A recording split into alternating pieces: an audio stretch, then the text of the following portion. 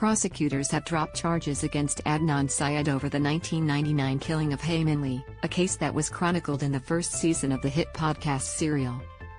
Emily Whitty, a spokeswoman for the City of Baltimore's State's Attorney's Office, said in an email that her office had dropped its case against Syed and would release further details about its decision later on Tuesday.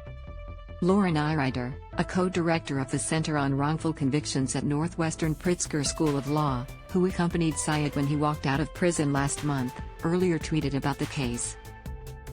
Breaking news: after the latest round of DNA testing generated results that, like previous rounds of testing, excluded Adnan Syed, he has now been formally exonerated, she wrote. A Baltimore judge last month overturned Syed's murder conviction and ordered him released from prison, where the 41-year-old had spent more than 2 decades.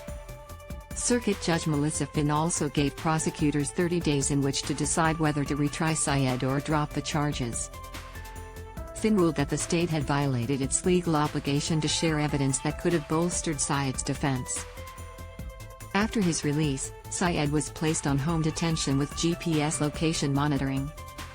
Lee's family had asked Maryland's Intermediate Appellate Court to halt the case.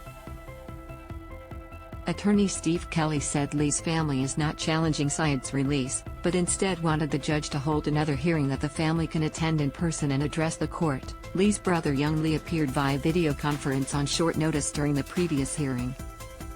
The attorney did not have an immediate comment on Tuesday. Last week, State Attorney General Brian Frosch's office filed court papers supporting the appeal by Lee's family.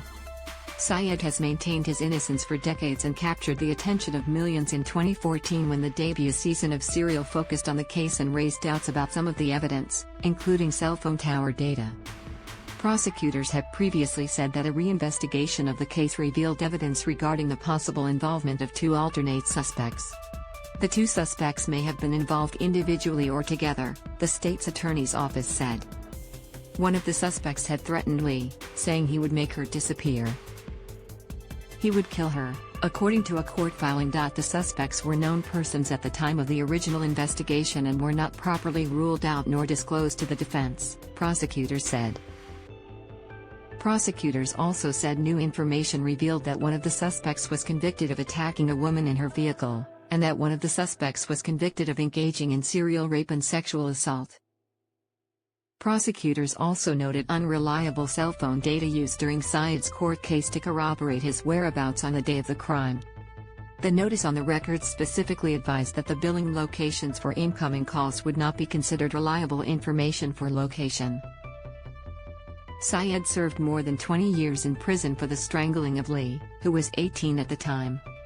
Her body was found weeks later buried in a Baltimore park.